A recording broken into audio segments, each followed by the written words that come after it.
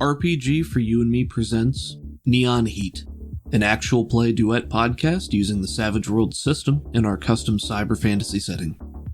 It's been a labor of love creating it for the past several years, and we are so excited to finally be able to share it. Thank you for listening, and we hope you enjoy. Previously on Neon Heat.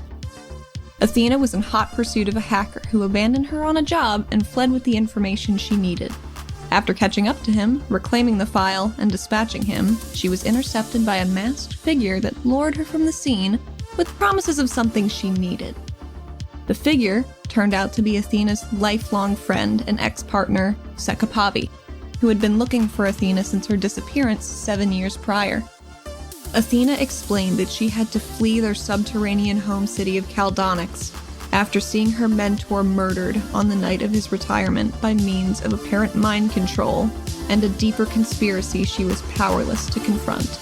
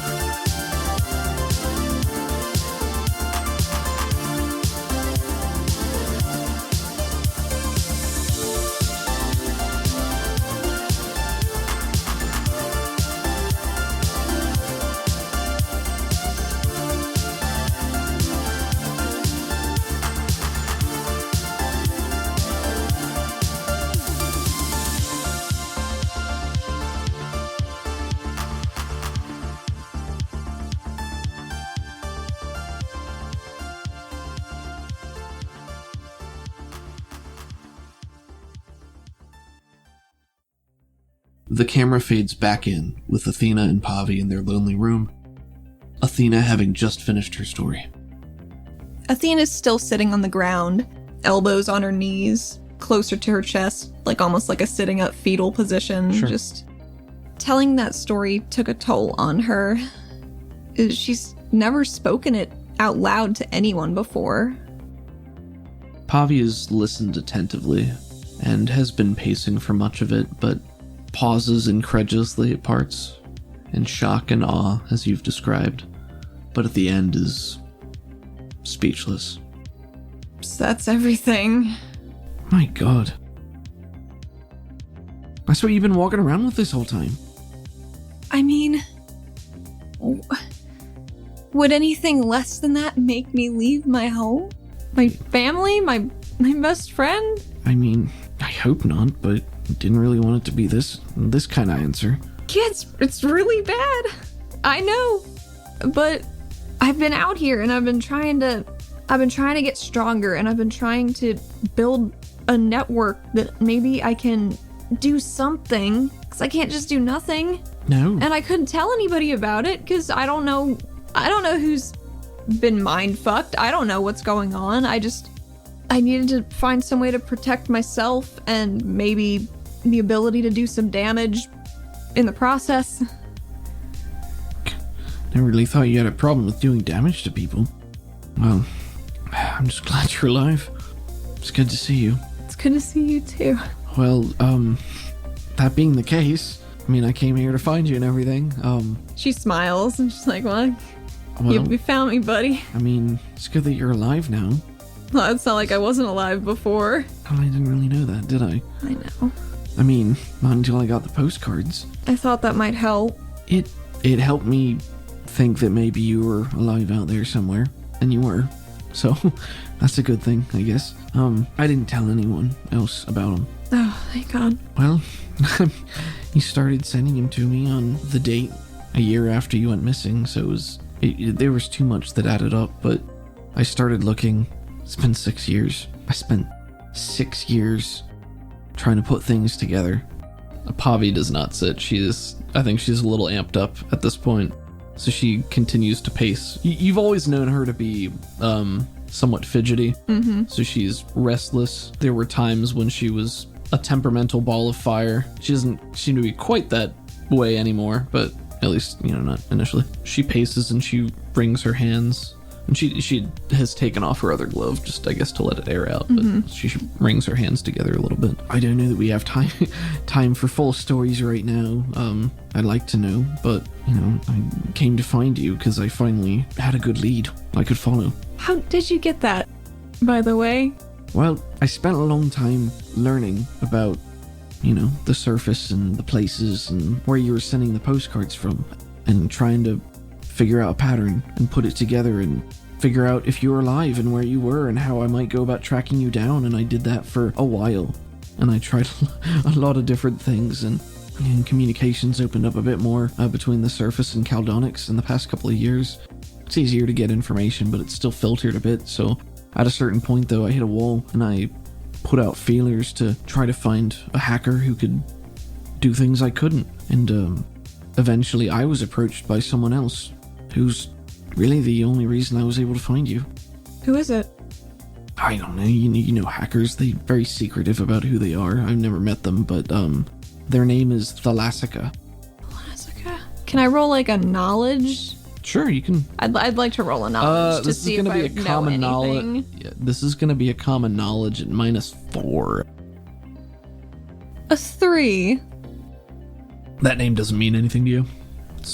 You know that hackers are hackers, man. Hackers could be the same hacker that's been doing this for 100 years, just using different names, and it doesn't even matter. They could use a different name for every job. It might just be a name that somebody gave Pavi for this one thing. I think Athena was trying to think back and see if it was a name she would have recognized from Pantheon. It's not. There's nothing familiar about it. Gotcha. Yeah, their name is Thalassica, and I was looking for a while, and they're very good. Whoever they are, they have access. I mean, she points over at the photos that are on the ground. I didn't even go looking for those. Just sent them to me. I mean, she got photos from within the last hour. Scary. That's extremely worrying. Scary fucking business. As she is saying that, you have a communicator of some sort, like you have a PDA? Yeah, I think it's like a little, like those phones in the last season of Parks and Rec where it's like all glass. God, all glass. Okay. I just think this aesthetically it's very good. No, it is very good. So as Pavi is telling you this, your PDA goes off, and hers goes off as well. And do you look at it? Okay, so you look at it, and it's a message from an unknown number. It's like a gibberish number, like a number that shouldn't exist. It's like a bunch of symbols and shit. Yeah, like it shouldn't exist.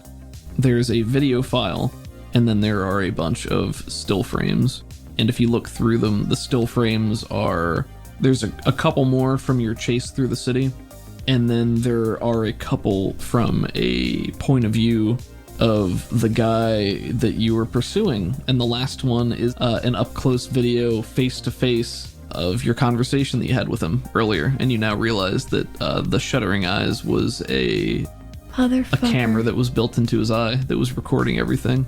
Along with these attachments, there's a message that just says one word, sloppy, and then you get another message that just says, this one's free. You're welcome. Oh man. And Pavi, you can hear the audio on hers, like she's just watched the same thing, looks up at you with somewhat wide eyes, and makes a gesture like, you see what I mean? Athena's she's sitting cross-legged on the floor watching this on her phone, like hunched over it, and she just looks up at Pavi, like biting her lip. So it appears my number's been got. What? Fuck. Are you listening right now? She says to no one in particular. Silence. What do these people want from me? Well, Pavi, as you can see, I'm in some deep shit no matter where I go, so life's been good. How about you? Well, it's been an interesting couple of years. Things are different. I mean, it's been different since you left. It hadn't been quite the same, but the city's different. I mean, it's not bad. It's much the same, life goes on. Change happens little by little. It's only been 7 years, but there's more of the surface than there used to be. The council, there's more pull from the surface. AleraCorp has one of the seats like they've had for a while now. I know you know that because of your family, but they helped Sato Novi get a seat on the council finally as well. No shit. Yeah, it's bound to happen sooner or later, but there can never be an even number of seats, so they opened up another one too. So they ended up making a seat for the acting Kassar. What? Yeah, I know, it's crazy, isn't it? You know, they usually just keep to the tunnels and hunting and the tourism and, you know, a bit of Shazad now and then, but you know how they like their games. You know how I like that game. Oh, I mean, I do too. Been done it for years, but yeah, the current Kassar, what's her name? Her name's Lizeth Rax. She's a Karnak, she's a Dillian, you know, big, bulky, she's got a horn. She's a wall. I mean, you ought to see her fight. I don't know if you know her by name, but her Shazad name, her aspirant handle, was Magnitude Magnificent. Holy shit, what? I know it's a couple years now, but you remember her? Oh my god, I do remember her. She's a fucking powerhouse. Yeah, she's a big girl. I like her. She's quite kind. Yeah? Yeah, That's good. She cares about people. I think she's doing a good job. My cousin, Sekatan, he's the Baron now. He's on the council. Get out of town. Yeah, he's doing quite well for himself. I can imagine. Big old Mr. Meat Baron. Overseeing all the agriculture. Oh, man. Well, we can talk politics later, but yeah, things have... I'm sorry. No, it's fine. Point being, city's a bit different. It's, you know, with the change now to some of the guard, more of the surface worlders are coming, and, you know, they bring money and resources that we need. But, it's more crime, more people who don't really know what they're looking for, who are just causing trouble, more people messing with the crystals, and that leads to more deaths. It's a messy business. There's, smuggling, black market. You bring in more friendly folks from the surface, you bring in more crime as well. I'm sort of on a double job here. I'm looking for you, but, I'm trying to ferret something else out as well. Can I help? I think you can. This is a bit of a serendipitous meeting. And she points to your chest. I think that information might be what we're looking for. Oh, shit. For Strickland? Dietrich Strickland. King piece of shit. You're not kidding. He's some low-bit politician. I mean, do you know him? You ever heard of him before? I mean, I know he's a businessman. I know he looks evil as fuck. Did you see this picture? And she pulls the file out of her vest and flings it over to her. She'll catch it. I think she retrieves the table and writes it and puts the picture down there. And then she pulls another file out from her satchel and she flops it onto the table, and it's a dossier about Strickland. Yeah, well, our friend, I guess, Thalassica, she forwarded this on to me as well. He's mixed up in all sorts of shit. I mean, drugs is one thing, but arms, slavery, it's a messy sheet. And normally I wouldn't, you know, don't have jurisdiction out here. This is a bit of a field trip. It's a special assignment from Inquisitorial to figure out where the drugs are coming from. Athena's eyebrows raise at that, because I feel like she would know that people don't really get sent out of Caldonics to do stuff. Oh yeah, that's very rare. Basically unheard of in your time. She says, "Oh yeah, we still don't much leave the city. This is sort of a special occasion. There's a problem with the drugs, and people are bringing them into the city, and they're stealing the Kori crystals and taking them out of the city, and it all seems to funnel back to this guy, or at least who he's working for, or the organization he's with, or something. So I'm really just on a fact-finding right now to confirm if this is a source, and then, you know, tie him back to the city somehow and just get more information." And she leans in a little, like, you guys are right next to each other, and she leans in and she's like, "I definitely shouldn't have been the one they sent to do this." Maybe not. No, I know that I wasn't supposed to be. Oh. And she taps on her PDA again and says, "I got mysteriously reassigned at the last minute." Huh. Yeah, this is, I'll be honest, I'm not extremely comfortable with how much this Thalassica can get done. And quite, you know, being in the debt there, it's a bit scary, but this led me to you. I mean, this is what I wanted. This is what I've been working towards. And she just cut 6 years of work down into slivers. So I'm not really the best hope for what the regulators want, what I got sent here for, but she kind of handed me that too. Athena lets that tumble around in her head for a second and just kind of addresses the room, assuming Thalassia is probably still listening. She says, well, thank you for all that. I do appreciate it. Nothing. I don't know if she really expected to get anything back. I kind of assume she's always listening. Name's ended in A. I don't know if it's a she. It's a hacker, who cares? But I sort of assume she's listening. But, I don't know. Well, I've got what I need. I don't need to be here anymore. Are you gonna come back, ever? Yeah. When? I mean, honestly, I've got what I need to go back now, for the most part. She taps on her circlet. Yeah, I just knew. Why is that? I made it so it would kind of block brain interference, just in case when I do go back, I can't get... And she kind of wiggles her fingers by her temples. You made it. You can't do anything. You can't make things. She kind of puts her hands, like, claw-like by her chest, just kind of, like, gesturing like I manifested it? Oh, this is like a Corey thing. Yeah. Oh. It took a lot of work. I think I seeped the iron from my blood to make it. I mean, you know I can do all that metal junk. Yeah, no, This is just another aspect of it, and it worked out really well, but it hurt like a son of a bitch. I can imagine. Well, if it keeps you safe, then that's a good thing. You should get one too. I do think I can manifest metal out of my blood, Athena. But I mean, there are... Also, Artemis? That's your handle? Artemis? Where'd that come from? I don't know. I saw it read it in a book. I thought it sounded cool. It's a little close to your name. It is, a bit. But it's not close to my first name, you know? I don't know. You could have picked something like... Yeah, I guess this is harder than I expected. Mm-hmm.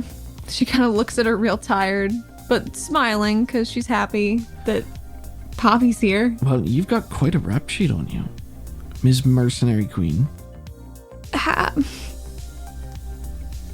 Yeah. I'm not judging. I mean, it's more the same up here. They just don't have good police forces to stop us, so it makes it a bit easier. She looks a bit smug at that and kind of buffs her nails on her armor and says, oh, I know. The caliber's not quite up to standard. Not quite. Well, if you're doing good, they're lucky to have you. But, I'm trying. So you say you'll come back then? Yeah.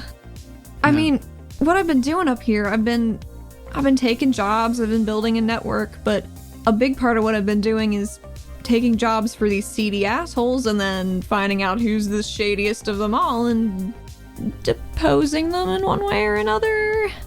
Deposing them? Mostly killing. Well, if it gets the job done. It has in a couple instances, but that's actually, she flicks the file. Like, that's the last thing on my to-do list, as far as I'm concerned right now. What, Strickland? Oh, yes. Well, you're just gonna kick his door down and walk into his house and chop his head off or something? There's a plan. Maybe not the head, but... How? I mean, I know I have the whole thing now, and she like does a thing with her hands, like there's a map there that she can see, but Pavi's like, what the fuck are you doing? Like, she's got slightly crazy eyes, but this is the end game for this. But do you even know where to find him? Shouldn't be too hard now that I know all. I mean, I haven't read the file yet, but I assume there's going to be some kind of information in here I can use. I have hackers too. Probably not as good, as she shouts to the room. As you have been saying, like in the middle of that, your PDA goes off again and you pull it up. Ah, fuck, what is this? And it's an address and a schematic, blueprints to a compound, and the message just says, better hurry. Thank you. I think we should hurry. And Pavi is, Or do you not? Oh, you probably shouldn't come. Hey, yeah, I'm gonna let you walk in there and do the dirty work on your own. Fuck that. I came all this way. I mean, I might not be sanctioned up here, but, you know, if I can take some good news back to HQ, maybe they'll... See, I don't really know what I'm walking back into, because, like I said, I wasn't really supposed to be... I'm not an inquisitor, so... No, you're not. Yeah, it's funny how that works. But I got officially assigned it, and I didn't really say anything to anyone. I just took the job and left when I was, you know, I followed the itinerary and all that. So... at some point, someone's gonna realize that I went when maybe I should have known I wasn't supposed to go. So if I can bring back some good news and show that I did a good job... She nods. Mm-hmm. Maybe that'll work out and people won't be as inclined to ask questions. So... Isn't inquisitorial... Isn't that their job? To ask questions? Especially if one of their own people got reassigned? Well, yes, but... You know... It's... Listen, if I go back like this, I'm going to be screwed either way, so I might as well do something good so that when I go back and I'm screwed, I can try to counterbalance the bad with the good. That makes sense, right? That's math. Pavi, as usual, your logic is flawless. Whatever. As long as I don't get... as long as we don't get, you know, arrested or killed, I think we'll be okay. I'd say that's a good day. Yeah, it'll be alright. And then we can make our way back and... What are you going to tell people if you are coming back? Maybe that's for another night. Maybe. I don't know. I mean, we said that this guy has slaves, right? I mean, that's what the dossier says. Well, if we are... I hesitate to say lucky enough to find slaves, because that's not a good situation to find people in, but maybe if he's taken things from Caldonics, maybe he needed someone to defuse all those crystals he's stealing. And who trained to do that as a vocational student after school? Oh, me. I did that. That's true, actually. Maybe that'll work. She kind of grimace smiles and is like, we'll see. Well, that's all I got so far. Yeah, She absentmindedly is fingering one of her scars on her face, which is I think it's a habit she's picked up since it's healed, just kind of like feeling it. How long ago did she get the scar? Like, it was very close to when she got up onto the surface, like maybe within the first 6 months or so. Healed years ago. Yeah. Okay. So it's like, she's not tan in any respect, but she is definitely a healthier color than she was underground. So the pale white of the scar shows up a bit more than maybe it would have otherwise. Okay. All right. Well, we know where he is, and doesn't look like it's too far. No, like it doesn't. Out in the woods. At least maybe an hour or so. That's not very bad. And it's on the way back to Alara. I hate to say this, but can you give me like 2 hours? Yeah, I mean, sure. I just... It's night right now. It's probably like somewhere between 8 and 10, maybe. Yeah, what do you need to do? You better not fucking disappear on me. No, you can come with me. All right. Oh, fuck. I have to say goodbye to somebody. Somebody important to you? My only important person up here. Well, whatever you need to do, yeah. I mean, if you need space or something, I don't need to go with you, but... No, we could just leave from there. It's fine. All right. If you don't mind waiting outside for a little bit. I can wait. That might be good. Well, if we're gonna do this tonight, we better be off. She'll lead you back into the little shutter garage. She'll first go into the back room where that cot is, and I think probably pick up one other bag, like maybe she's been staying here. Cool. And then, you'll go back into the little garage, and, she'll hit the button on the shutters, and get onto the motorcycle, pack things away, and... Hey, Pavi, one sec. Can I drive? I would like to drive very much. You would not believe how shitty the motorcycles up here are. She has one leg over, like she's climbing onto it, and pauses to think and says, I don't know. You haven't driven one for a while. You might be rusty. I can't have you crashing this. Do you really have that little faith in me? Don't answer that. I'll get on the bike. There's another long pause. She'll scoot back and let you drive. Oh, man. Well, don't say I never did anything for you. I'd never say that. And she pops her mask back on. It's like, let's fucking do this. Bobby will put her helmet back on and tuck her hair in and also press the button on the jaw and the visor slides shut and glows. I guess we ride to the safe house where I'm pretty sure Isaac's gonna be. Yeah, you told him you'd meet him there later. Yeah. What's the city like at night? Is it beautiful? Is it dingy? What's it like? You're in the nasty part of town right now. So again, as you leave there, occasionally you'll hear a gunshot off in the distance, and most of the cars are run down or older. You look up at the buildings as you drive by, and some of the windows are broken out. Occasionally something's boarded up. You can't see any of the stars from where you are right now. People walking down the street, just tired. Occasionally they'll be stumbling. Somebody's smoking on the corner. How's the temperature? Temperature's warm. It's muggy. It's a muggy industrial night. The air feels dirty here. Ugh. On what skin might be exposed doesn't feel great as you're driving. Gross. I think the only skin she actually has exposed are her forearms because of the gauntlets. Where in the city is the safe house located? This particular safe house? I think it's closer to the outskirts in like some of the shorter buildings as opposed to the taller middle buildings. All right, so you are riding to the outskirts of Toshi. And what does the safe house look like? I think it used to be a warehouse, but it has since been abandoned and then reappropriated some of the top floor to be a slightly safer safe house. Okay. So like the air, not great, probably moldy, pretty dusty, kind of rusty. So you'll get there, and I guess Pavi just stays down by the motorcycle as you'd asked her to? Or she could roll into the building. Sure, but she'll stay by the bike. Unless you ask her to go up with you? No, I think Athena gets off of the bike and it's like, thank you for that. That was very nice. Yeah, no, you did great. You did a really good job. You hesitated there. No. I'm not going to address it. I gotta go upstairs. Go say your goodbyes. All right. Fine. Oh, fuck. Okay. So what do you do? I guess I gotta go upstairs. Okay. What's the safe house look like on the inside? This is not one of the nicer safe houses, probably. It's just like some beds up against a wall, like a shower in the corner of the room, maybe a mini fridge, a couch that's probably the nicest thing in the room, but by like just that much. Where's Isaac? I think he's sprawled on the couch. Just chilling. He has his arms behind his head, lounging. And I think he's awake now. Maybe there's a perimeter alarm that goes off when people come to the safe house, so he's expecting you when you walk in. Gotcha. Well, you don't look too much the worse for wear. Not really. You feeling alright? You're talking weird. Oh no, the air here is so bad. You, alright. You kinda acting funny. No, I'm fine. Alright. If you say so. I don't think I've been talking weird at all. You doing these voices, is this a bit?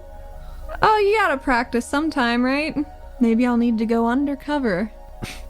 I mean, I guess so, sure. You talking funny voices all you want. I will. How'd it go? He shrugs and motions down to himself with both hands. He's like, well, bullet free. Can't complain too much. How about you? Did you get the information you were looking for? I did. I got it. You don't sound too happy about that. No, Devlin, I had to kill him. Fucking Chaz Devlin. What a heartthrob, that one. I liked his headband. That was a nice touch.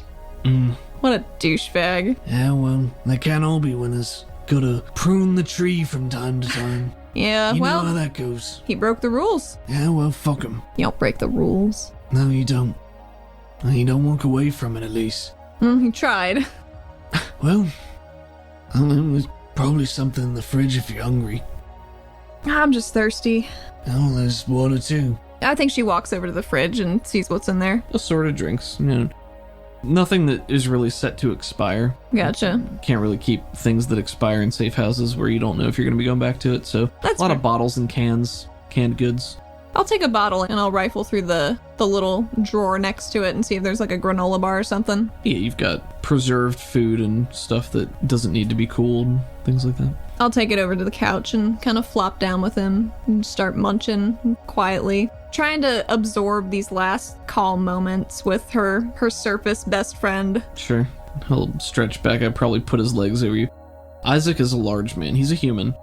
As tall as you. He's 6, maybe a little taller, 6'1", 6'2". But he's bulky. He's a burly guy. I hear Isaac shredded. He's strong. He's not, like, super ripped strong, but he has mass. So He's a big boy. So Isaac Russo, codename Vulcan, as you mentioned earlier. He's got a lighter skin tone, probably about the same as Athena. No hair on his head.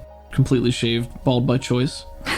And he has maroon red tattoos that streak in lines vertically, around there and go down over both of his eyes. And he usually has a confident expression, maybe even some would say smarmy at times, but he's got a good heart, and he's got a scar on his right nostril and an earring in his right ear. And he lounges back and flops his legs onto your knees as you sit down. I think it's a comfortable weight, one that's familiar. Probably. Because, I mean, we do a lot of jobs together. We hang out a lot. He's really Athena's best friend. Yeah, you guys... Besides Pavi. You guys have known each other since a couple of months after Athena came to the surface, is that right? Yeah. One of the first jobs she took, he was on it with her, and then they were like, oh, we work decently well together. Might as well keep this rolling, and then they decided to make a business out of it. So like 6.5 years you guys have known each other. Okay. And what about the business? The business Pantheon is kind of like...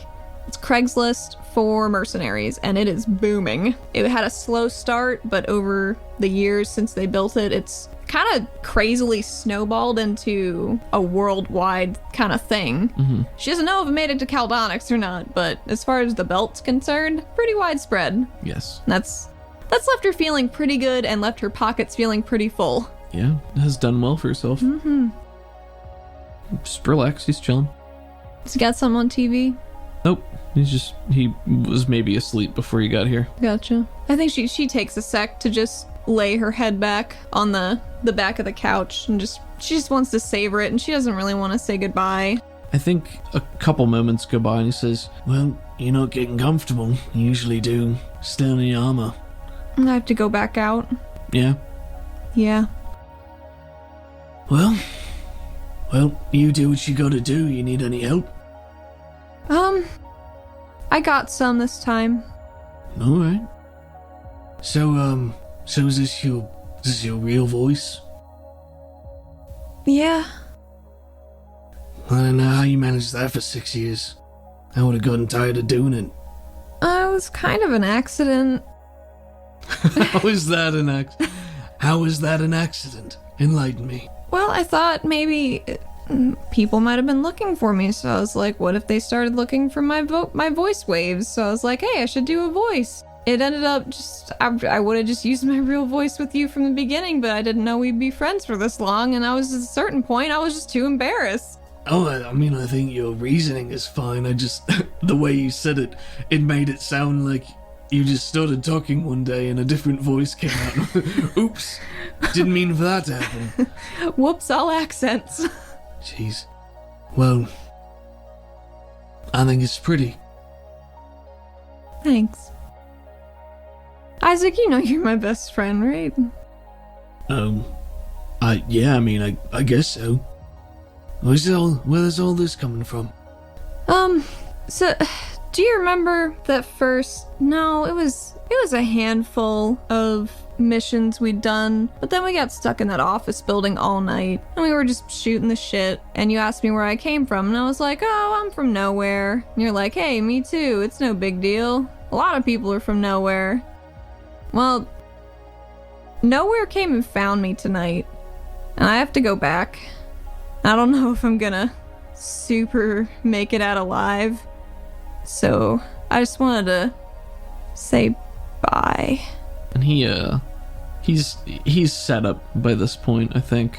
So you talk about, like, you guys have been friends for a long time, for years now. And I don't know that you've really talked very much about your past. I think Not at all. You made a point to, like, leave it there. Well, I guess when shit happens, it happens out of nowhere. Tends to. You alright?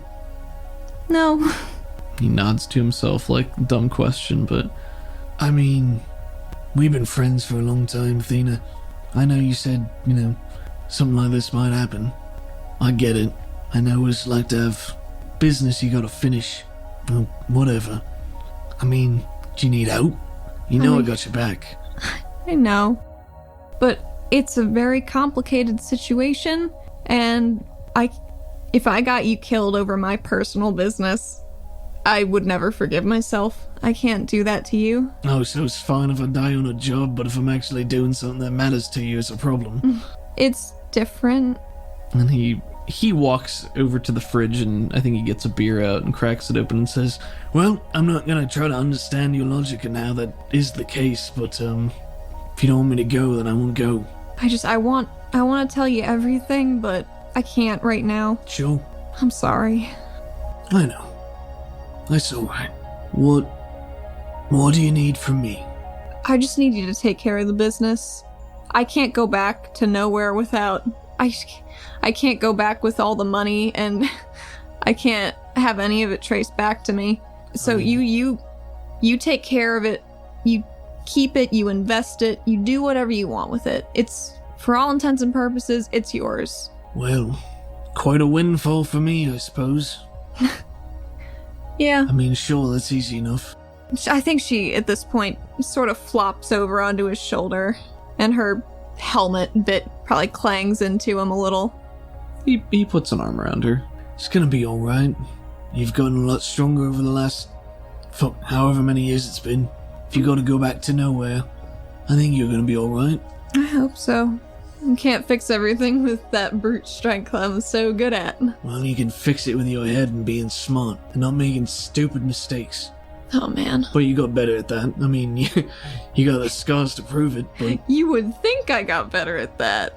But maybe I didn't. I hope you have. Me too. I expect to see you coming back sometime. I want to. I know. Well, whatever it is you gotta do, I'm gonna put a bullet in it or blast it to pieces, put however many bodies in the ground you gotta. Don't let them walk all over you. She smiles and looks at him like, when have I ever? Atta girl. Yeah. Shit. Well, don't let me keep you. Alright, I should probably get going. He has, clenched jaw, tense throat muscles. Oh, this no. Isaac's always been a relatively stoic and or nonchalant type person. You haven't seen him get super worked up about a lot ever, but this is clearly emotional for him in his own way too. You guys have been friends for years, and you started the business together, you do jobs together all the time. He doesn't really have a lot of people that he's close to, so this is tough for him too. I want to give him the biggest hug. Big burly man. Big boy. He'll give you a big old hug too. And I think Athena just snuggles in as close as she can. Just says, you know I love you, right? Of course I do. I love you too.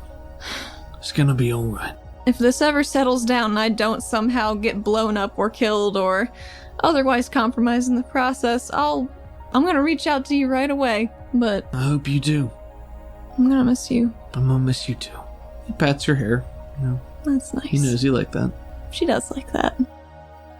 I think before she starts openly weeping, she smiles at him and taps her mask back on. It's time for me to go to work. And he holds the beer up in salute and says, Give him hell. I don't know any other way. and smiles at that but doesn't say anything. It's a sad smile.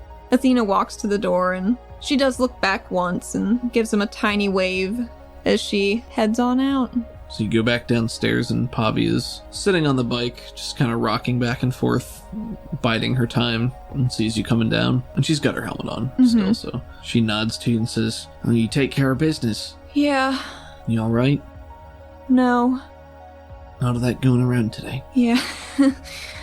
Sorry, apparently you can't say more than one fucking word in a row. Well, And she audibly swallows all of her pain into her stomach. well, we got a bit of a drive, but game face on soon. I'll be ready, if you can drive. Yeah, I can do that.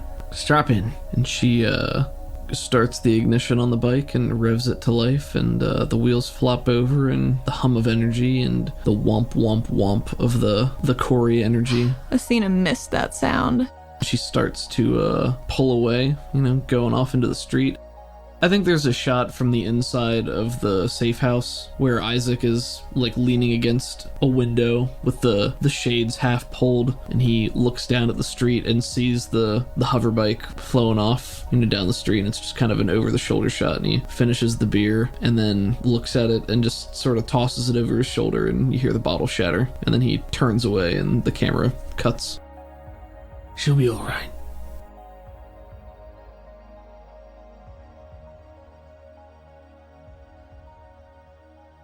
You're on the motorcycle with Pavi, and she pulls away from the safe house where you said goodbye to Isaac and takes you back through the streets of Toshi. And you go through the seedier parts of town, and it's all a blur. It passes quickly, and before you know it, you're on the outskirts of the city, driving down dilapidated old highways from before the freeze that haven't really been kept up very well in the years since. And there are train lines that run between the cities intermittently, and that's the main method of transportation, because the areas between are still waste-like in many ways, and you never know what you're going to run into out here. Plenty of creatures and beasties and gangs of roving thugs and mercenaries and things like that. It's a bad scene. It can be. But the drive takes about an hour and a half or 2 hours, somewhere around there. And you're heading back towards Alara. Can we see the stars? Of course. Yeah, the stars are bright overhead. Light pollution is a thing of the past, almost entirely. And there are major cities and smaller settlements here and there. And the major cities, when they're within view on the horizon, are gleaming beacons in the dark. They have their own luminescent beauty. But out here, it's almost entirely dark, except for the headlights of the motorcycle. You pass maybe one or two other vehicles heading the opposite direction, but otherwise it's quite quiet. You and Pavi can occasionally exchange words, but for the most part her mind seems to be set on the task at hand and what lies ahead.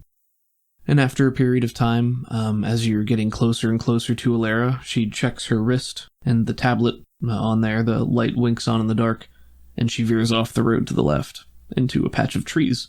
And she uses the hoverbike's levitation to navigate her way through the trees, and the soft hum of the Corey energy propelling you forward, and more light giving off. And there's shadows in the trees, shadows everywhere, and it's quiet and it's peaceful. And she eventually pulls to a stop and kills the engine, and it drifts back to the ground, and she gets off and begins to limber up and stretch herself out. It's not far now. I mean, how far is it? A couple 100 yards through the trees there. So we have this handy little schematic. Let's take a look at that. I think Athena's doing a stretch up on a tree trunk, with her leg, and she's stretching over it. So Pavi pulls her wrist console up again and taps the console, and it projects an image of the schematic up into the air for you to both look at. And it's the same one that you have. It's not exceptionally detailed. This was likely hard to come by. But there are guard towers in each of the four corners of the compound. Everything is numbered. Number 2 is the guard outpost. All the number 3s are housing. Number 4 is the manufacturing plant. Number 5 is living quarters or slave quarters. And number 6 is the mansion proper. So you have a general idea of where everything is. And you have the dossier on Strickland in front of you, so if there's any specific information you're looking for, it might be there. Might be. Might be. Do we know anything about his capabilities from the dossier? Dietrich Strickland is a successful Ori businessman and low-bit politician. Popular, but not well known in the local markets. As an Ori man, he is linked, which means he has some measure of control over the manipulation of Corey energy in essence.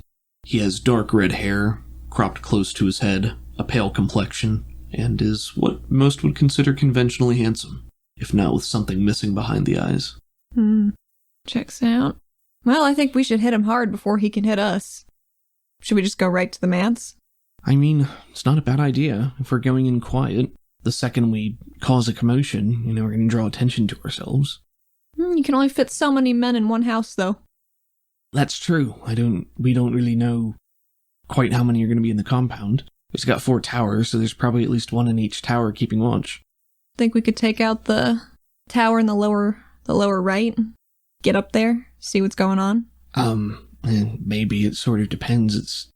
I don't know how high up it's going to be. If we can make our way up there without being seen and take him out, it's possible, but if they're in communication the second we take out one guard and they call for, backup or to report in, that sort of thing, and they don't show up, that's gonna maybe sound the alarm. If we're gonna use the element of surprise, then I think we should try to be on him as quickly as possible. And if you want to kick in the door and go guns blazing, we can always try that, but we don't know how many there are, and I'm tough, but I'm not bulletproof.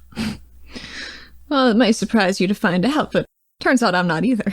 No kidding. And she kind of pokes you a little bit. You're squishier than ever. You're going soft up on the surface. My core muscles, they're very strong. I do sit-ups. Getting crispy in the sun up here. Yeah, I'm a little more tan. And she, is glowing in the moonlight, basically. Pavi looks down at her tan skin. Yeah, you sure are catching up. Well, I wouldn't say that. I wouldn't either. Oh, Pavi, what do we do? Well, I don't know. I mean, we're gonna have to go in eventually at some point. I mean, we could just go in the front. It's true. That might not be smart, though, because I assume that's where they're gonna have the most guards. Probably. And that's right in front of these guard barracks, where they live. It just depends on what we're trying to get done while we're here. Strickland's the most important part. If we take him out, head of the snake and all that, we can't let him get away. No. Just make another enemy. He'll come back later. We should talk post-game as well, because I'm probably going to stay here and let them find me. Maybe handcuff me somewhere in his office. I don't know. Make me look hostagey, give me a black eye. I don't know. I'm sure I can handle that. Her eyes narrow just a little bit. I can't see them. She has a mask on. Her mask narrows. That'd be my vote, is get over the wall somehow quiet, get into the mansion as quickly as possible, surprise him, and then from there, might be a lot of guards, might shoot up the place, who's to say, but if we get rid of him, then everything else is a cakewalk, right? I mean... And how are they going to find us? I mean, are we calling the police ourselves? Maybe you can, once we're done, once you're on your way. Yeah, I suppose I could. I mean, are you going to take responsibility for this? Me? No. Not for the regulators or anything? I mean, you said that you wanted some good news. I mean, it gets complicated then, doesn't it? I can still take credit for it when we get back home, but I have a feeling that they wouldn't like be it. Kind about it up here. Yeah, I'm not exactly sanctioned to be working independently. I'm not a mercenary. I'm not law enforcement or anything like that. It might be best for us to just handle this, call it in anonymously. They come and find you, we meet up later, head on back. Or I go back now and you follow, something like that, I don't know. I mean, I'll follow along as quick as I can once they get me processed. That might take a day or two, I don't know, but... Well... I'm sure word of me coming back is going to get there before I do. One step at a time. Oh, fuck. Let's deal with the here and now first, and we'll figure that out later. Alright, let's get over that fucking wall. Alright. Before you guys leave the motorcycle, Pavi grabs a small satchel with stuff and slings it over her shoulder and goes over there. What's that? Tools. In case we need them. Smart. You move through the dark woods with Pavi until, just like she said, several hundred yards away, you emerge on the edge of the tree line. You stand on a hill, looking out over the compound itself, far enough away that you couldn't jump over the wall, but you're able to see inside. The compound is a dark fortress with pools of light scattered among the grounds. Even from here, you can see old world art scattered, statues and sculptures clearly worn from decades or centuries of turbulent weather in the wastes beyond the belt. It must have cost a fortune to have them found and brought here. Devoid of trees, but with masterfully crafted hedges of various shapes and sizes, several have been sculpted into humanoid forms, but the details are difficult to make out from this far in the dark. Next to you in the dark, through her helmet, you hear Pavi snore to herself. What a pig. God, you're not wrong. In the front of the compound, a crescent driveway curves around between the manse and an ornamental fountain of shifting, roiling energy and color. Corey. How does he just have that much? Well, it's amazing what money can buy. It's so wasteful. Athena, I don't want to be crude, but are you okay with this? Are you up for this? What do you mean we're here? I know, probably been a hard day for you too. Well, I mean, yeah, I'm gonna gonna be fine and I'm gonna get through it. It's been a hard day and it's gonna get a lot harder if I don't pretend that I have some of my shit together like I'm trying to do right now. So yes, I'm good to go. I'm fine. Let's do this. Pavi nods at that and doesn't ask a second time. You advance towards the walls of the compound, and they are tall. They look like they're probably some sort of, you can't tell if it's concrete or like a fibrous metal or something. Looks sturdy. And the towers are tall, too tall to easily scale. The walls are probably, say, 15 to 20 feet. Okay, that's climbable. So it's not like unreasonably tall, but That's pretty tall. Tall enough that you couldn't like just jump over it or anything like that. You have any ideas for the wall? I've got a couple if you don't. I was thinking about making a rope, and she holds up her gauntlet. A rope. I for mean, climbing. sure, yeah, but what would we attach it to? And I can kind of shoot it up there. Pew! And it's gonna be strong enough for us to get up there? Hey, it's metal. It should be okay. Unless you have a better idea. I'm all ears. All right, I'll follow your lead then. Do you have a better idea? I mean, I could try to whip something up, but yours could work. Your confidence is comforting. All right, let's go. All right. And I approach the wall. Stealthily. Okay, roll me a stealth. 14. So what are you doing? I think I go to the tree line and am weaving my way in and out of these bushes and stuff and just as quiet as possible, at a measured pace, getting to the wall and getting up against it. You're watching the towers, and the two towers, and the actual wall of the compound is probably somewhere between 30 and 50 yards long, at least on this end. Okay. So it's like a good amount of space between the two towers. And you look up, and there are guys there, and they're, looking around, and they'll turn, and they'll look different ways, so you're able to time it so that you slip in under cover of shadows and night. Nice. To get up against the wall, and you don't think you have been spotted, and Pavi's right behind you. Cool. I'd like to use my shape metal now, and use it kind of like a grappling hook. I want to melt down my left-handed gauntlet and turn it into a grappling hook-esque kind of device and throw it up there and hope it works. You gotta roll for your shape metal. Sure do. 7. That's a success, no raise, so it has a strength of D10. Okay, cool. That's So pretty strong. Roll me strength on that. Not good. What is it? 2. Okay. Do you want to Benny that? I do want to Benny that. 15. So you activate your shape metal, and one of your bracers kind of liquefies almost and slithers out into a long, nimble shape. It ends up being a very thin strand of metal for you to actually hold on to, and it forms into a hooked shape. And you're able to use your control to telekinetically put it up there and wedge it down into the wall itself. Nice. And give it a little tug, and it appears to hold. Excellent. If you'd like to now scale the wall, Yeah, I'd love to. I would like you to make an athletics. And Pavi will follow you, of course. Okay. 5. Oof. Oh no. Ooh, okay, good. She got an 11 on that one. Oh, thank God. After her Benny. She's so good at climbing. Alright. Not at first she wasn't. What'd she get? A 1 and a 2. Oh no. Your shape metal lasts for 5 turns. That's 30 seconds, right? Roughly speaking. I mean, I'm going to Out say... of combat, maybe a little longer. Out of combat, maybe a little bit longer. I'm going to say it's definitely enough time to get up onto the wall. And are you just going over the wall and down the other side? Yes. Okay. Yeah, I think you can get up and over with that without too much trouble, and then noodle your metal back onto your wrist. I think I'll let your stealth roll ride from that. They're not really looking out at the wall itself. They're looking out more into the forest. Gotcha. Dark night. Probably nothing much happens out here. Probably nothing much. So where do you enter the grounds? The lower right guard tower, but slightly above it. Sure. And I just want to sneak right on in. Going through the front door? Yes. Oh, Unless boy. there's a side door. There doesn't appear to be one. There isn't one on the map, but if you wanted to take the time to walk around and look for one. Is there a window?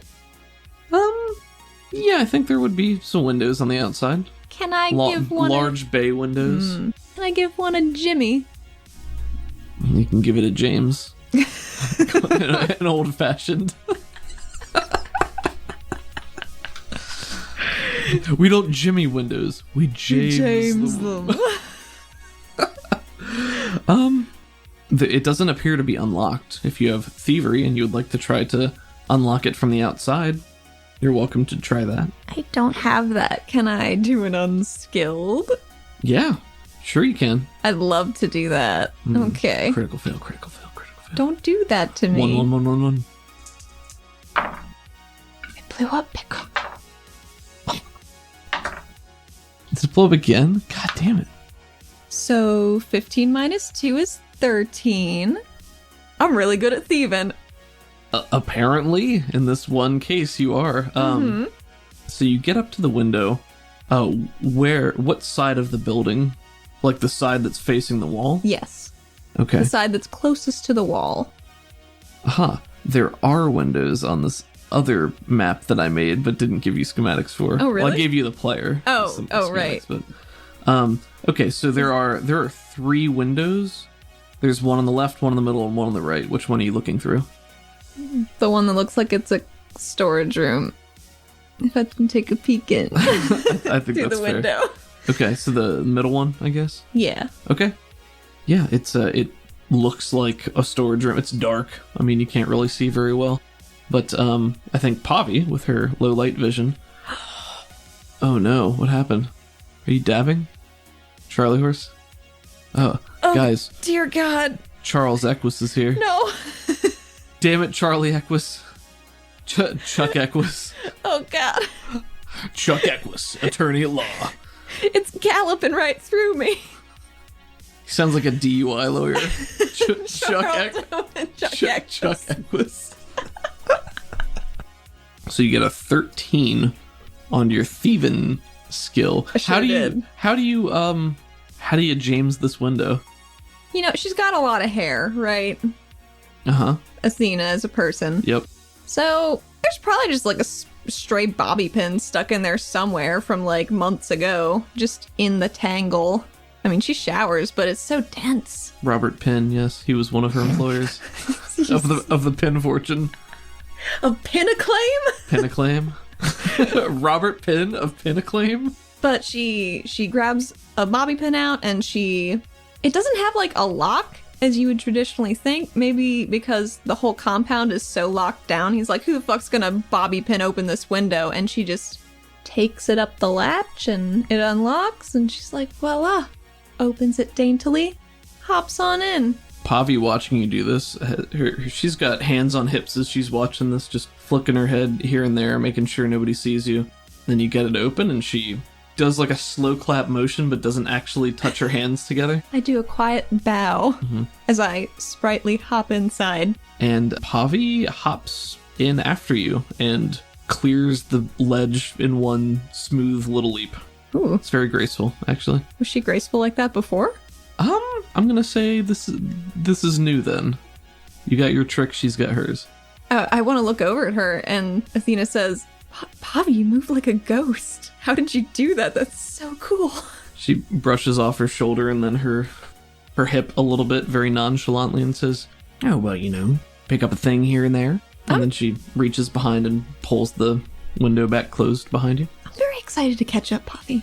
Pavi takes a moment to look at you, and you can hear the smile in her words. And she says, yeah, I'm looking forward to that too. So, what have we got in here?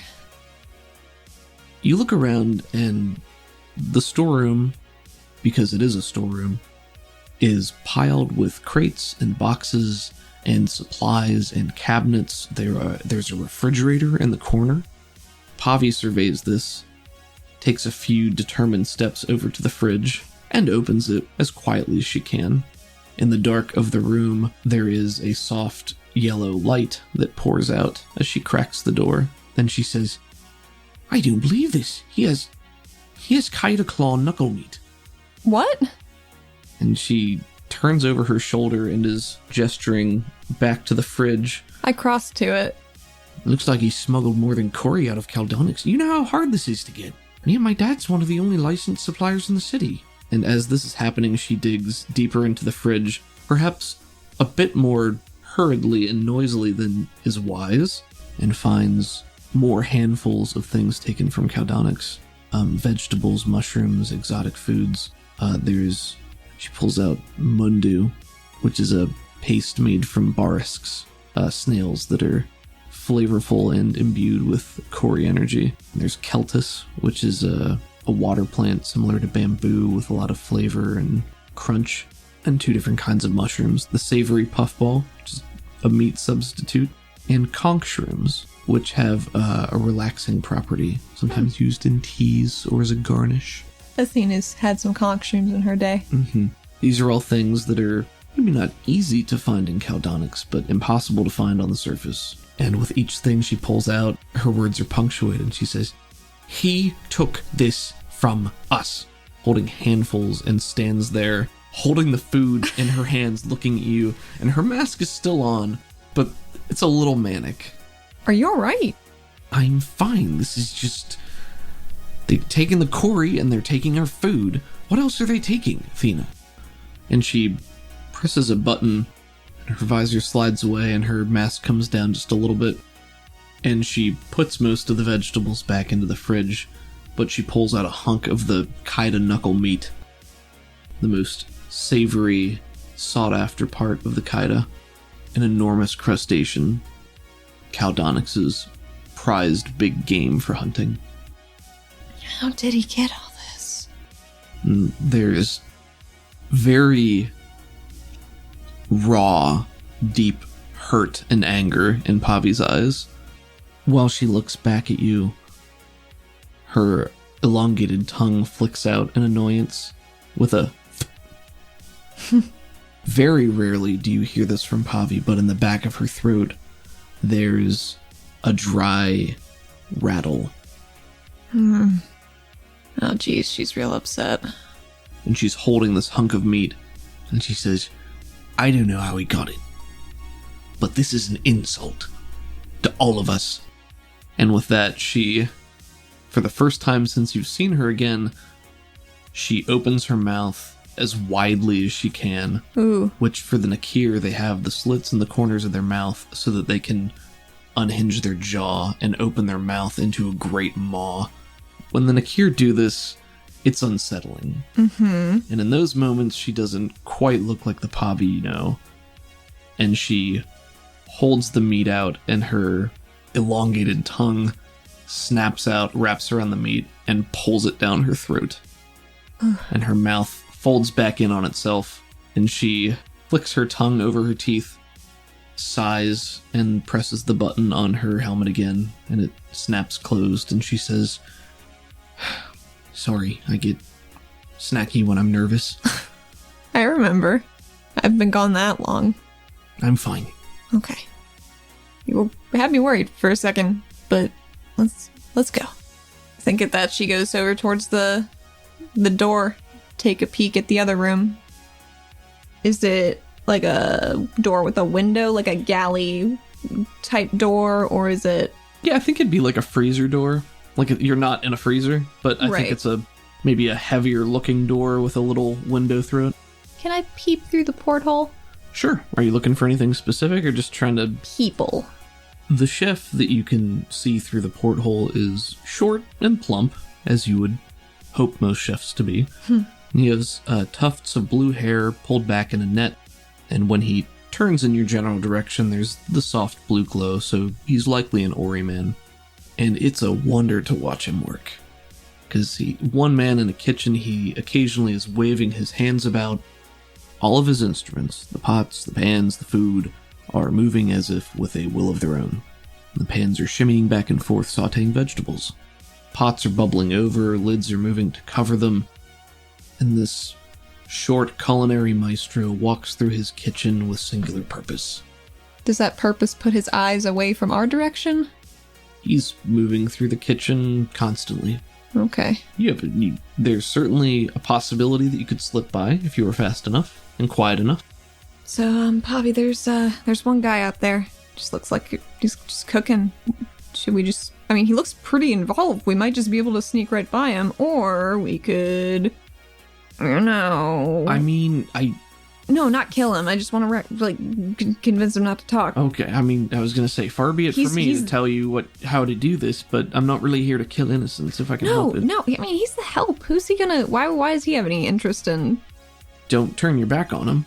He is the help, but he is the help. So, tread carefully, but, if you can leave him alive, then more power to us, I suppose. You want to do stealthy first, see if that goes well? Sure. And if he catches us, then put the hurt on him. Sounds good. After you. After me. This is your mission. Yeah, alright, let's go.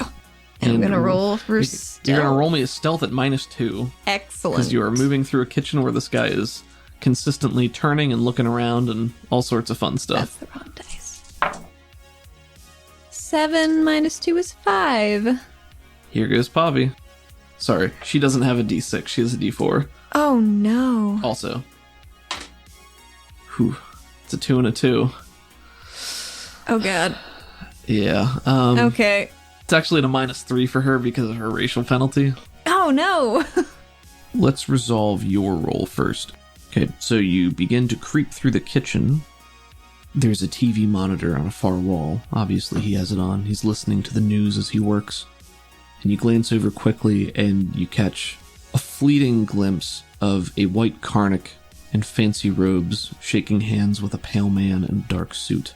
The Karnak is lithe. He's longer, slimmer. And over that, you hear a newsreel announcing another trade deal between the mega corporations Sato Novi and AleraCorp.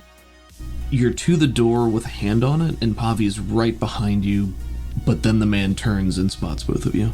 And he looks to you and he says, "What are you doing here?"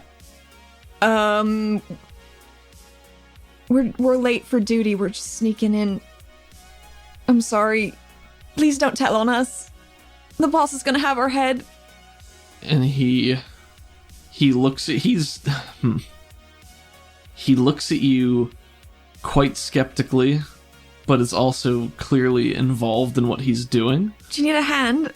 Go ahead and roll me a persuasion. All right.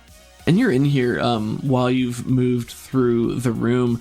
The air is hot and stifling and, sizzling noises all throughout, but it smells delicious. It's like a hint of spiciness in the air. Nice. Maybe it's a curry. Do I have penalties for this? For persuasion? I don't know. Are you trained in persuasion? No, I am. Okay. I couldn't remember if you said anything. Nope, I just said roll persuasion. 4s. Both 4s? Yes. Okay. And as you're speaking to him, one of his pots begins to boil over, and he looks over with a cry of surprise and waves a hand to fix it. And the pot shuffles with a mind of its own. The flames lick up, and he glances back and waves his hands at you in a shooing motion and just says, "Get out, just get out, get out, get out," and immediately goes back to what he was doing. Rushes off to fix his masterpiece. As you're standing there, a pot drifts by your face, just narrowly missing you, covered in soapy water. Ugh. All right, let's go. Do you like how my panic instinct was to go back to her fake voice, even though I didn't plan that? Oh, I think it's authentic. All right, so you just walk in through the door? Yep. Maybe a little hunched over. Okay, I'm just trying to blend into whatever scenery comes. That's fine. Go ahead and roll me a stealth at -4. Pickle, that's minus so much. I know, because you're literally walking out of a kitchen into a room full of people. There are people there? There are a couple of people. Oh, So first glance, you walk into this room. On your right, there's a fireplace, and there's a fire going. Oh. It's very cozy. That's nice. Okay, so this room, it is a lot of wood and gilding. So it's fancier dark tones of mahogany, walnut, gilding on more than there should be. Everything that looks like tacky? Like tacky, but like it's real. Opulent tacky. Opulent tacky, yes. More, I have all this money that I don't know what to do with, so I'm just gonna I'm gonna line my things with money. Give me an example. So, red velvet, there's gold and brass. a lot of mirrors just around, almost reflecting the room back at itself. This makes sense. Strickland's a very handsome man.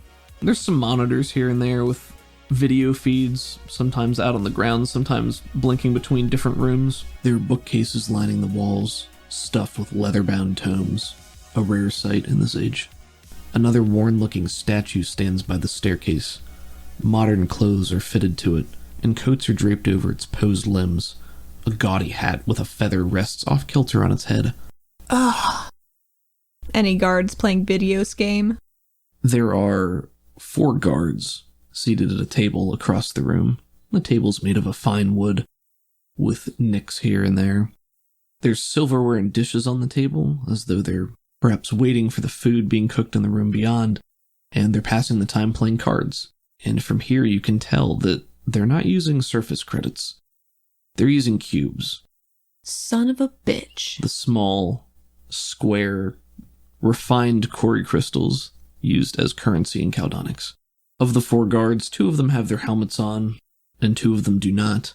The 2 that you can see, one of them is a Yara man with wide-set features and 2 sets of crustacean-like legs protruding from his back.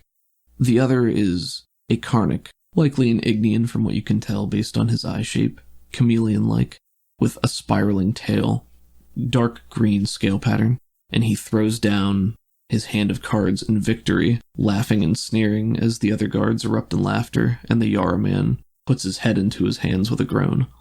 And they look up and they see you. I didn't roll. Okay, roll. Sorry, I thought you failed. No, I didn't roll yet. Don't do that to me yet. Well, you'll be pleased to know I got a -3 and a 0. Poppy got a 7. What? With her oh wait, no, it's not -3, it's minus Should I Benny that? 6. Well, I mean, hers would have been at -5. So she actually got a 2. Damn it. I won't. All right, it's so fine. You walk out into the room, and these guys are just sitting at the table, and they see you. So they see you. What do you do? These guys are obviously guards. Right. But they haven't done anything yet. I wave. Hello.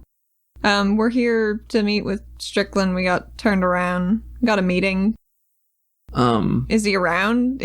We're intermediaries. You know how it goes. Make a persuasion at -4 again. Again? You have just literally walked into a group of guards wearing body armor, and they don't know who you are, and you weren't announced, and it's the middle of the night. Well, I got a two 5s, but that'd be... I got a 1. Right. I think you say that, and there is a moment of pause where one of the guys was in mid-conversation, and he's just gesticulating and stops and looks at you and looks back at the other ones, and they all look between each other really quickly, and then they reach for their guns. So that's initiative. Athena says, yeah, sounds about right. All right. Alrighty.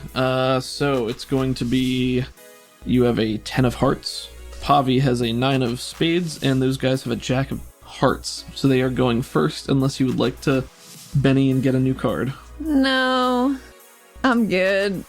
The humanoid and the Karnak level their SMGs and open fire. The Yara guard draws a pistol and a baton, and he just about jumps out of his chair, being propelled by his legs, and approaches you with alarming speed. Mm-hmm. And one of them sprints towards the staircase, which is also directly in front of you. I didn't mention that before. There's a marble spiral staircase directly in front of you. I feel like I would have noticed that. You would have, but, that's just my bad storytelling. All right, here we go. Ready? Yeah. -1, a 1, and a 3 on that one. So that all misses. Oof. 10, 2. So 2, a 3, and one of them's a 10. So most of these bullets go wide. And it's just these 2 guys level their SMGs, harness over their shoulder, and just fucking rat-a-tat-tat. The air is filled with gunfire, and bullets start pinging off of everything around you, shredding the wood, throwing stuffing out of red velvet chairs, and just filling the wall behind you with bullets. Good, it was tacky anyway. Some of them ping off of your armor. So one of them hits you squarely in the chest and deals 10 damage. Oh my god. So, what is your toughness? My toughness. Including your ballistic armor. 8. Including the armor? Yeah. Okay, so that shakes you, so that doesn't actually hurt you at all. Okay. So you are currently shaken. It's been a while since she's been hit by anything, probably, and I think that shot hits her Kevlar and just knocks the breath out of her, and she's like, oh, fuck. Not great. All right, and then the other guy, he is shooting. He pulls out his pistol to shoot and clicks it, and it's jammed. Oh, thank God. So immediately he tried to chamber around too quickly and it gets fucked up, so he tosses it to the ground and starts to advance with his baton. Cool. And he's gonna move towards you but not get to you yet. And the one guy he starts his way up the stairs. Okay. It's your turn. It's my turn. What do you do? I've unshaken. I'd like to cast Bolt at the... Wait. Are they in a relative cone shape? You could definitely hit 3 of them, yeah. Well, I'd like to cast Burst for the first time, Okay. is what I'd like to do. That sounds lovely. And can I, as a free action, whip my one gauntlet out into a sword? Yes. A short sword. Yep. I would love to cast Burst Okay. at the 3 guards that are rat-a-tatting. Okay. And if I can, just as a quick aside to Pavi, say, get that one on the stairs. Okay. And I'm gonna cast it. Woof. What'd you get? 3. Would you like to Benny then? Yes. Exactly the same. Oh god, would you like to Benny it again? 16. That's a cast with a raise. Sure is. I think that means it's 3d6 damage. Yes. 11. Holy shit, okay. So that's gonna fry all 3 of these dudes. Excellent. Even if they're wearing body armor, but that only protects them against ballistics, so their base toughness is either a 5 or a 6, but regardless, it doesn't matter. Oh, nice. These guys are all charged. So what does Athena's burst ability look like? Well, it has, as a default, her trapping is fire for it. Okay. After she morphs her one gauntlet out into a sword with her other hand outstretched, this pinpoint of bright light is gathering in her palm and just erupts out like an engine firing up. Like a jet engine? Yeah, like a jet engine firing okay. up. And I assume there's a lot of fire in the room now. Yes. So I think the heat of it, the waves of heat coming out of her hand is throwing her hair all around, tossing it, and I hope it puts some fear of God into that motherfucker on the stairs. All right, yeah, so you create this jet engine burst of fire.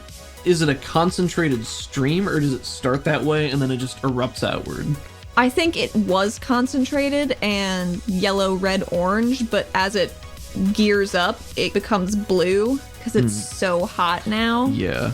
All right, so you do that, and the guy with the baton is still advancing at you, but as the heat starts to go up, throws his hand up in front of his face to try to block it, and collapses down to one knee just in the wake of all this heat, and the 2 behind him throw up their hands as well, and one tries to duck behind a chair, but the heat is so intense and so quick that it just flash fries them, basically.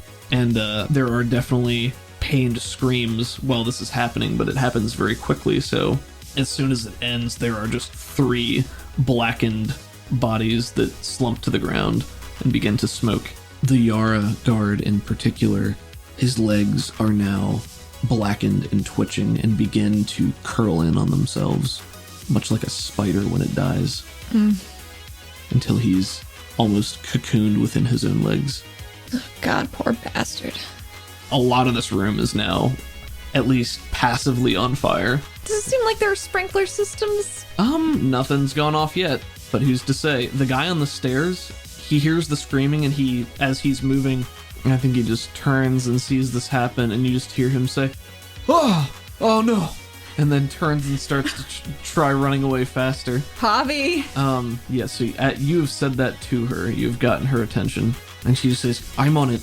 Couple things happen at once. She begins to run, so she's in motion, and she pulls 2 metal rods out of thigh sheaths that are sort of built into her armor. Cool. And she's holding them in her hand, and she does quick motion with both of her hands, and they snap out and then snap back into place, and they're tonfa. And she takes one step and then another step and then does a flying leap. She propels herself with such force. You've never seen her do anything quite like this before. It's a long jump. Like, she goes down on both and leapfrogs over the banister of this Holy shit. marble staircase and is going to try to hit this guy mid-flight. Oh my gosh, that's so cool. So, Oh, Pavi's amazing. she will roll fighting. Oof. Yeah, so she collides with this guy and I think knocks him off balance, and she's trying to swipe at him with her tonfa, but is just a little too off balance from the leap. So she's not able to get him down or grapple him or anything like that. Gotcha. You get an 8 of diamonds. Pavi gets a 3 of spades, and that guy gets an 8 of hearts. Hearts go before diamonds. So he Man. goes first. So he turns to continue running up the stairs and is going to provoke an attack from a Pavi. She gets a 3 and a 3, which is not enough. He keeps going up the stairs. Oh, fuck. And it's your turn. It is very on fire down here, and I don't want to be here anymore. So, I'd like to run, please. roll me a d6. With a wild die or just a d6? Just a d6. And it doesn't blow up. 2. So you move a total of 8. You're able to begin climbing the stairs, and you're hot on this guy's heels, but he's still a little bit ahead of you.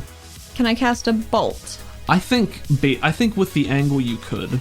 Cool. You're only like 2 paces behind him, which is Even on a curvy stair, that's not too far behind. and it's a wide curve. It's not a tight spiral. It's a wide. God, this guy's so decadent, rich. Yeah. it's- Fuck this guy. It's a decadent spiral. So. All right, I'm gonna cast bolt with this guy. Okay, go ahead and cast bolt. Oh, it blew up. Looks like they both did. 18 minus 2, 16. Why -2? Because I ran Oh, right, first. duh. So that will hit, Yes. and that'll be 3d6 damage. Yeah. 17 damage. Dude's very dead. Cool. So what does this look like? So she doesn't like stairs.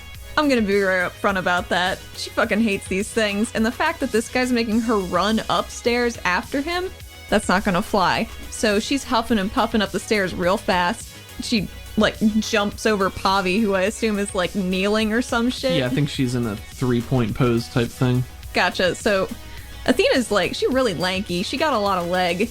So she just vaults over Pavi, and in desperation to catch this guy before he gets upstairs, she just whips out a finger gun real quick. Fast and dirty. A tiny but devastating comet bores through somewhere very important. You're at an angle. I want to say it's at an upward angle, and it goes through his neck. Ooh. And you just kind of sling it, and then just zoop, and he collapses into a heap of charred neck and smoking remains. And yeah, Pavi is quick on your heels right behind you, and she says, "Well, goddamn, Yeah, it's not making me feel like I'm doing much here." well, how'd she do that? We'll talk about that later. Let's get up these stairs. All right, lead on. I'm right behind you. All right, she gets back to her greatest enemy, stairs. You followed up. How long are these spirals? It's not ridiculous. I mean, it's Okay. it's probably it's a 2-floor mansion, but the first floor is very tall. So But his wealth knows some bounds. I think as you're running up the stairs, you can see a landing up ahead, and there are 2 more guards who appear at the top of the stairs with guns. And one of them points at you and says, there they are. And they level their guns, and we'll do initiative. Okay. I kind of thought we'd killed all the guards, Pavi. You kill all the ones on the ground floor. You get an ace of hearts. Pavi gets a 2 of hearts, and the guards get a 7 of diamonds. You get to act first. What are you going to do? Well, I still have my sword out in one hand, so I would very much so like to... So just 2 dudes? Are they next to each other? Or Yeah, are they they're next to each other. They're both standing blocking the top of the stairs, aiming down at you. And you're within movement. Like, you could move to them and attack in one turn. Their armor is dark. It's very generic guard armor. Padded body armor with helmets. Flashlights on their rifle. Flashlights aren't on because you're indoors, but you know. No, I gotcha. Athena runs up to the guy on the right and just wants to slash the sword. Go ahead and fight. I got an 11. An 11. That's Yeah. That's a hit with a raise. Yeah. 2d6. Well, you got a raise, so you add one more. 1d6. 24 damage. You kill this guy in one attack. What does this look like? Can I just cut this guy in half? Yeah, sure, why not?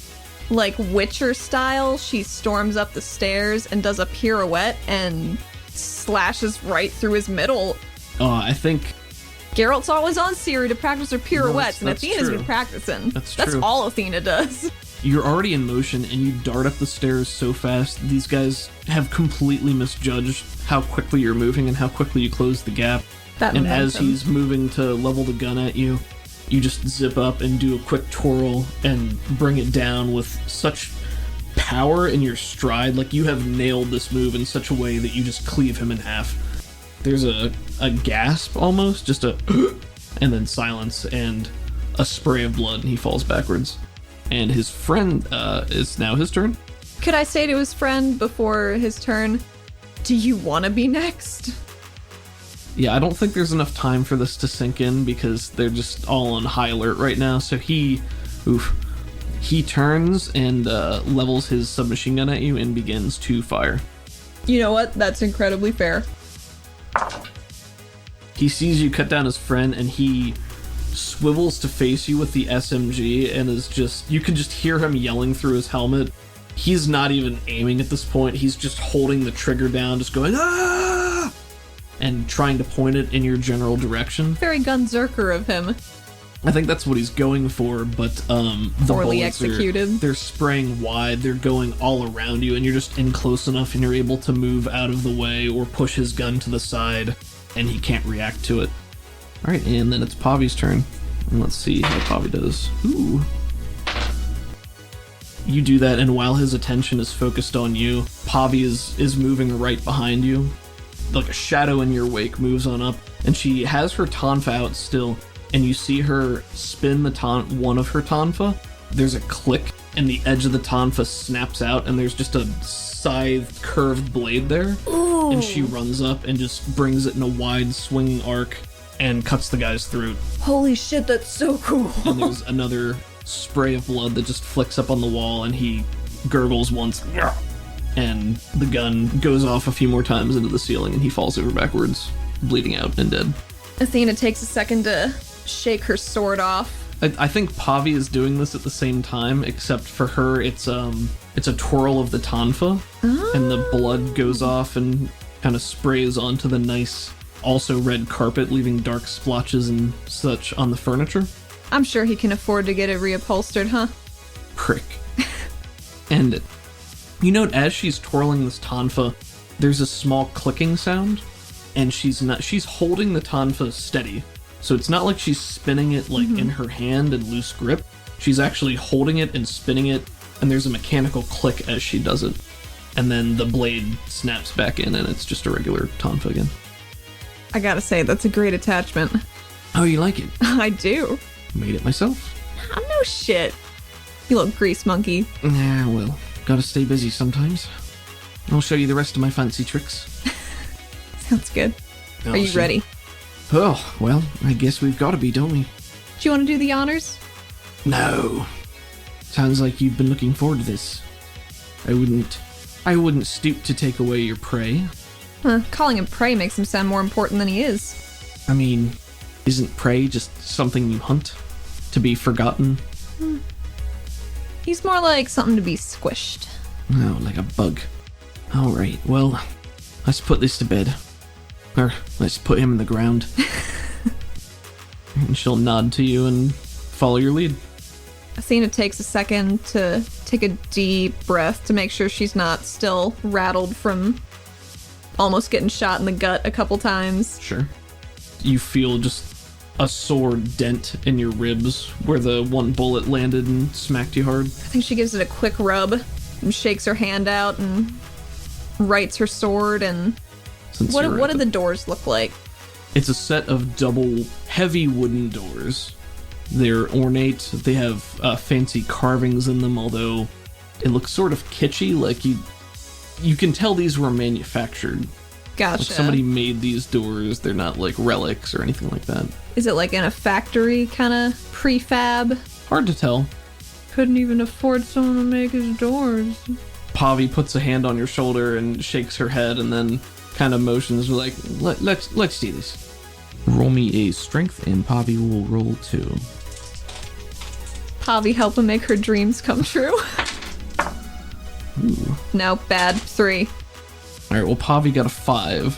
So I think with your combined amount, Excellent. you kick in which side, left or right? Right. As you and Pavi stand together before the ornate doors, there's a moment of warm familiarity amidst the chaos and the mayhem. Pavi nods to you, and you can imagine her smile beneath the mask. You're almost there. Only one loose end to tie before you can go home. One last job to finish. You and Pavi kick the door down, weapons drawn, and rush forward to face what awaits you.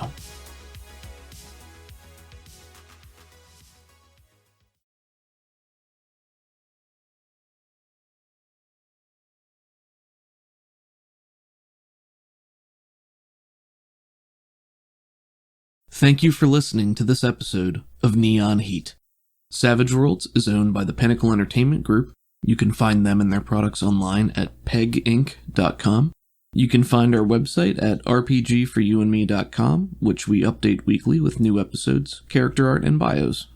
All music used is created and performed by Crockett. We are so grateful to them for letting us feature their work with permission. You can find them online at crockett.bandcamp.com and on Twitter at Crockett80s. You can find our show on Twitter at RPG4YouAndMe, and you can find Allie on Twitter at UCTheHat, where she posts art from the show. And as I am absent from all social media, you can find me exclusively on our Patreon Discord server, which you can find at patreon.com/RPG4YouAndMe.